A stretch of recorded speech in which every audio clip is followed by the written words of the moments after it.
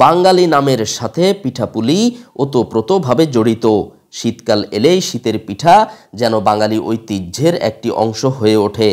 সেই ঐতিহ্যের ধারক হিসেবে শীতের শেষ বিকেলে আজ চাটখিল উপজেলার সোনাচাকা বাজার সংলগ্ন ড্রিমল্যান্ড প্রি ক্যাডেট স্কুলের উদ্যোগে স্কুল মাঠে অনুষ্ঠিত হয়ে গেল একদিনব্যাপী পিঠা উৎসব। জমজমাট এই পিঠা উৎসবে সর্বশ্রেণীর পিঠাপ্রেমীদের ছিল উপচে পড়া ভিড়।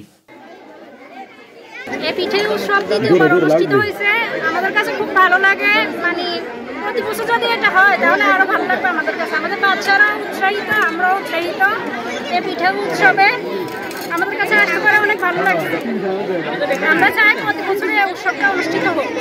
আমাদের এলাকাতে প্রত্যেকবারের মতো এবারও ড্রিমল্যান্ড প্রি ক্যাডেট স্কুল কর্তৃক আয়োজিত পিঠা উৎসব এবার হচ্ছে, এবং আমি এই স্কুলের দীর্ঘায়ু কামনা করি এবং এই উৎসব যাতে পরবর্তী যাতে আরো হয়। 8-এর অধিক স্টলে গোলাপ পিঠা, পাপন পিঠা, ঝাড় পিঠা ও লাভ পিঠা সহ জানা অজানা অনেক পিঠার আয়োজন উৎসবটিতে দেখতে পাওয়া যায়।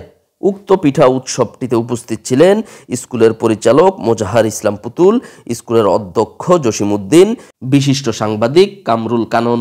এছাড়া উপস্থিত ছিলেন নোয়াখলা ইউনিয়নের বিএনপির সাবেক সভাপতি, সাবেক সেক্রেটারি সাইফুল ইসলাম বিপ্লব এবং স্কুল শিক্ষক আল হাসান সৌরভ। এ সময় তারা পিঠা উৎসবটি পরিদর্শন করেন। পিঠা বাঙালিদের একটি ঐতিহ্যবাহী উৎসব। আসলে পিঠা সবারই পছন্দের। আমরা গতবারও এই আয়োজন করেছিলাম, এবারও আরেকটু সুন্দর করে আয়োজন করছি এবং আগামীতে আরও সুন্দর করে করতে পারি এই আশা প্রত্যাশা সবার কাছে ব্যক্ত, এবং সবাই আমাদেরকে সার্বিক সহযোগিতা করবেন। ড্রিমল্যান্ড প্রি ক্যাডেট স্কুল একটা ঐতিহ্যবাহী স্কুল।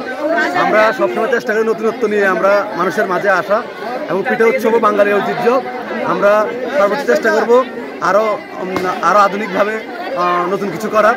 শুধুমাত্র পিঠা বিক্রি নয়, বরং বাংলার ঐতিহ্যবাহী পিঠার সাথে সকলকে পরিচয় করে দেয়াই ছিল স্টল মালিকদের উদ্দেশ্য। পিঠা বাঙালির ঐতিহ্য, আমরা আমাদেরকে উপস্থাপনা করতে চাই, পুরো বিশ্ব আমাদের দেখতে চাই। এই পিঠার উৎসবটা নানান দেশে নানানভাবে হয়ে আসছে।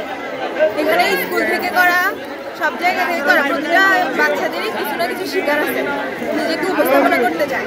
বসন্তের শুরুতেই এই পিঠার উৎসবটাই শুরু। এখানে পিঠা উৎসব হচ্ছে, আমার অনেক ভালো লাগছে পিঠা উৎসবে। আমি চাই আরো ভালো করে পিঠা উৎসবগুলো করতাম। এখানে 3 রকমের পিঠা আছে, ডালের পিঠা, তারপর পেপার পিঠা আর ভ্যানিলা পিঠা, প্যানকেক আর। পরিশেষে আনন্দ ঘন পিঠা উৎসবটি সাংস্কৃতিক অনুষ্ঠানের মাধ্যমে আরো আনন্দ ঘন হয়ে ওঠে। আগামী প্রজন্মকে বাংলার এই বিশেষ ঐতিহ্যবাহী পিঠার সাথে পরিচয় করিয়ে দিতে এমন উৎসব যেন বারবার হয়, এমনটাই দাবি সর্বসাধারণের।